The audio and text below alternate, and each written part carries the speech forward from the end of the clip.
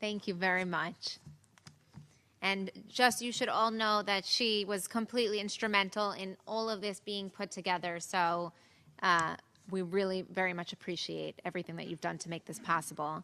And also, really what's exciting about this conference is that, and we had a big gala last night that some of you may have attended, and really it's about the future. And so I'm sure that we're going to be doing many things together in the future with this organization in Europe, in Africa, and so on, because we definitely have a big job to do. But there's definitely a trend that we see in the news and in culture and so on that people are pretty much catching on that we have to handle this issue and promote a healthy lifestyle in whatever form that is, exercise, sports, entertainment, whatever people can do that they can aspire to achieve something in their lives. And I think this is something that really, as a people, we're starting to really see that we have to move forward and come out of this epidemic that we're in. So we're very excited about working with COGEP in the future. And thank you again. Yes, thank you. Okay, so we're going to move on to our next speaker, which is Dr. Bernard Fialkoff, who's the president and the founding sponsor for the Americas chapter of the Foundation for a Drug-Free World.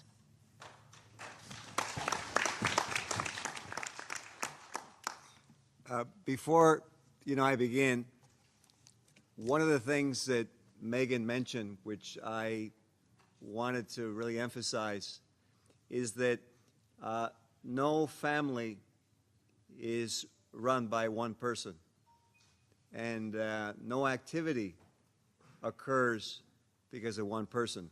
So as Meghan said, the Foundation for a Drug-Free World decided, because COGEP had been so important and instrumental in making this gathering possible, and also someone who is not here today, he'll be here in a little while, which is Ambassador Hugh Sanan. And always, I always say this, and I know I share this with all of you, when something is very important, something is always going to happen. And so I'm sure he'll be here. He had something he had to handle, but I want to mention him because we called on Ambassador Sanan, and Ambassador Sanan contacted COGEP and Dudu, and because of that, we're here today to tackle this problem. So what I wanted to do before I spoke is actually from the Foundation for a Drug-Free World. We wanted, Meghan and I, we'll get this award, and here, Dudu, if you come, and I'll put you in the center here.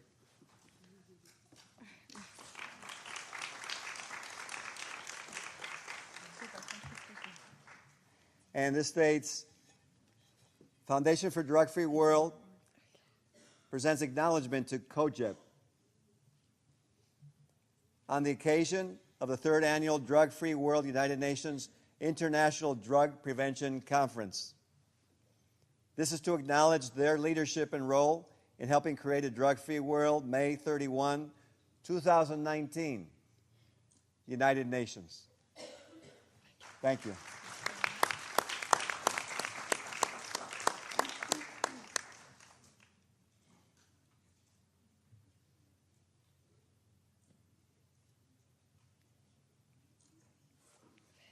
You're welcome.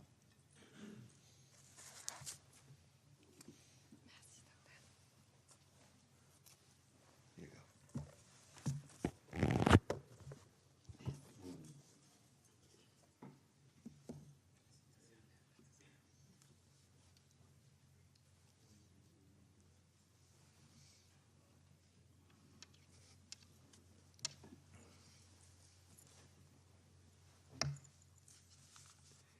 So welcome to all our friends.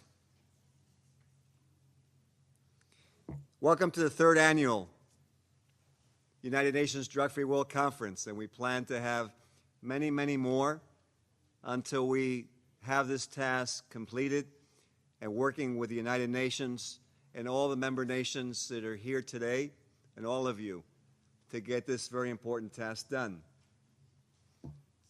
Too many families are losing children. Too many countries are losing their future, because what future exists if we don't take care of our very own children? Because that is the future, as Meghan stated.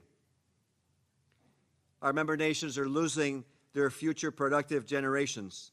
So how, in God's name, are we ever going to have cultural preservation or any of the UN Sustainable Goals unless we actually do something basic like air and water, unpolluted air, clean food, so that we can survive? In the United States alone, to give you a figure, drug deaths have multiplied from 18,000 a year only a scant few years ago to 72,000 in 2017. And to give you an idea of proportion, of comparison, in the entire 10-year Vietnam War, we lost 58,000 Americans. So as someone aptly stated last night, that's in a Vietnam War every year now in America alone. And this is similar in many countries throughout the world.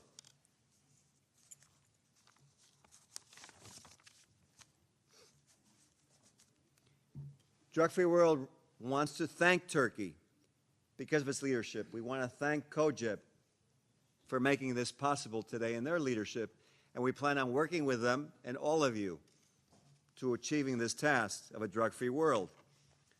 In the United Nations Global Conference called UNGAS in 2016, all world leaders gathered for about 3 days, 4 days in New York City to discuss what was happening with drugs.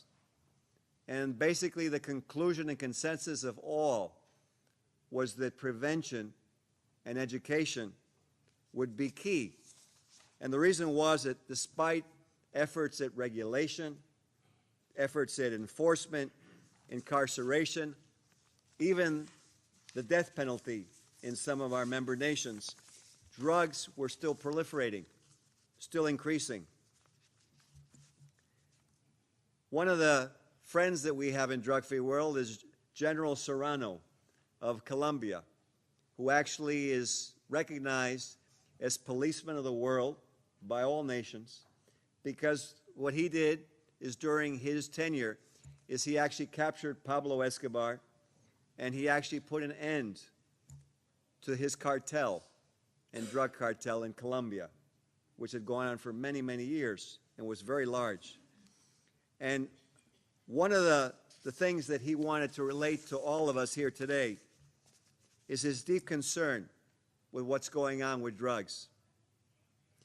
He wanted to say that too many of his friends and too many of his policemen had died trying to fight a war against drugs. He was concerned not only because of cocaine or heroin or speed or marijuana. He was concerned because of something new that we have in this high-tech society that we have, which is synthetic drugs. Synthetic drugs, he wanted to relate to the audience.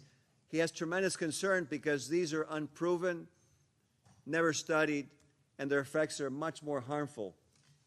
Witnessed by what happened in Times Square when a tourist was run over by a man high on synthetic K2 about 1.5 years ago here in the city.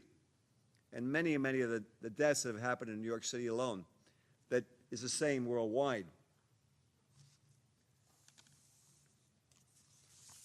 One of the things that after speaking to the general for a few hours, he said, you know, I like Drug-Free World because it's simple, it's direct, it gets to the point, it's educational. We need education. Another very important man who couldn't be here today, General Rafael Peralta, and he sent this representative out here in green, which is Carlos Perez of the Consejo Nacional de Drogas, the Drug Council of Dominican Republic, where Carlos has worked for about 25 years now. And General Peralta actually worked, I can't say, I was about to say something I probably shouldn't say, but he worked in a certain way. So he had very close contact with what was going on in South America for many years. And he was very concerned, and our conference a few years ago stated that despite everything we had done, he was very concerned because drugs were still increasing. A friend of Meghan and I, John Redmond, who worked for the HIDA, which is a U.S. governmental agency, stressed that drugs and its control were going to be a community problem. It wasn't going to be one person's problem.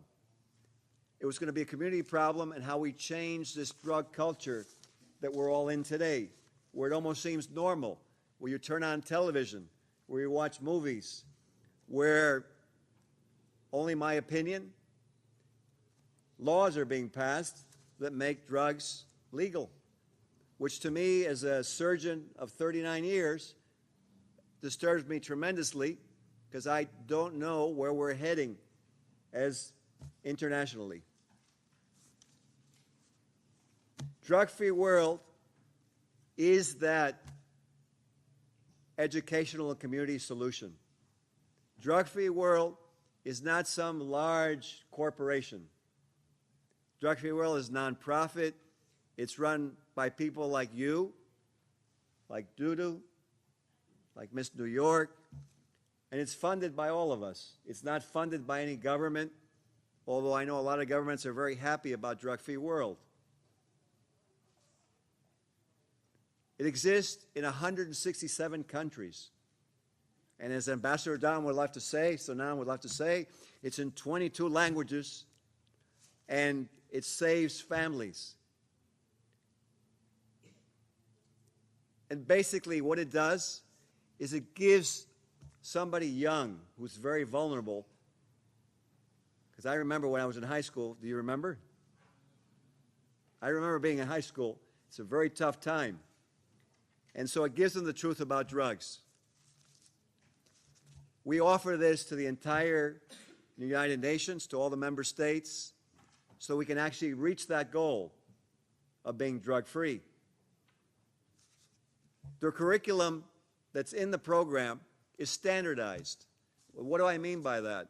Well, Mr. Redmond, who was in high-intensity drug trafficking agency of the U.S. government, wanted to make sure that it stated exactly the truth. He didn't want anything in that curriculum that wasn't a fact. And so the board of Drug-Free World decided to have him review all the material. The curriculum is available free at drugfreeworld.org to any group to do an educational activity, a sporting activity, a theological activity, in Sunday schools, regardless of religion, because it's meant to safeguard all cultures and all religions, which is a UN sustainable goal. And education, which is another UN sustainable goal, which are very basic, smart goals that we need. There's an award-winning documentary from drug addicts, not from me, but from drug addicts, people who really went through this, so that when someone watches it, they see the reality. We all see reality in front of us. Angel and I were talking before, and we can tell when things are real and when they're not. That's part of drug-free world. Now, our journey in accomplishing this may be long, but the goal is important. The sacrifice may be great, but I want to quote someone who created freedom, which is George Washington. And when he was fighting for freedom and it was accomplished, he said, "I've grown gray and almost blind in my sacrifice for my country." We look forward to working with and in the United Nations to confront this global dilemma. It's all our dilemmas. Drug-Free World is ready to help any of you and all of you. We're here because we believe in the UN Sustainable Goals of education and cultural preservation, and Drug-Free World can help to accomplish those goals. There can be no cultural preservation in a drug society. There can be no stop to the bigotry, the hatred, the prejudice, the war in a drug society, in a drugged individual. It's impossible. I'm a surgeon. I see what drugs do. I train in the hospital to sedate people. Sedated people are not rational people. That's why we make sure they wake up before they go home, and I put them in your charge before they drive home. It's a fact. So what are we doing? What is happening to our society? Martin Luther King, who I loved as a little boy from Cuba, and I would watch him, said, "We begin to die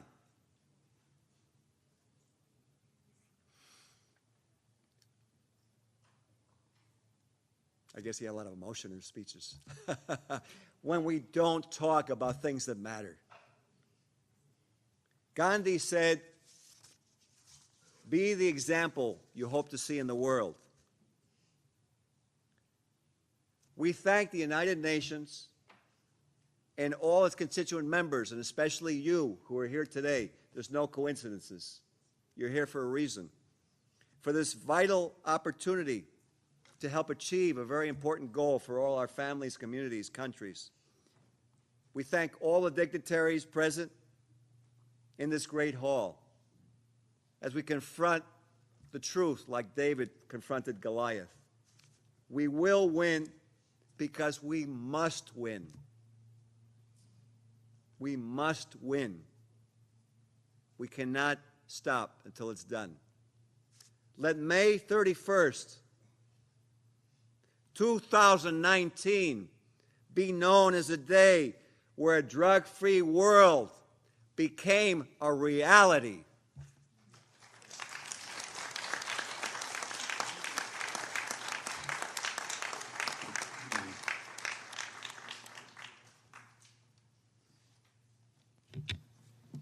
Thank you very much.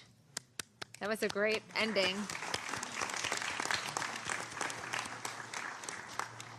Thank you for being here. As a little Cuban boy, I lost my country, Cuba. I don't know where I'm going to go if we lose the United States of America. We're a symbol of freedom to the world. We can't lose that freedom. Because when we lose that freedom, we'll lose all cultures. And I love your robe. We will lose...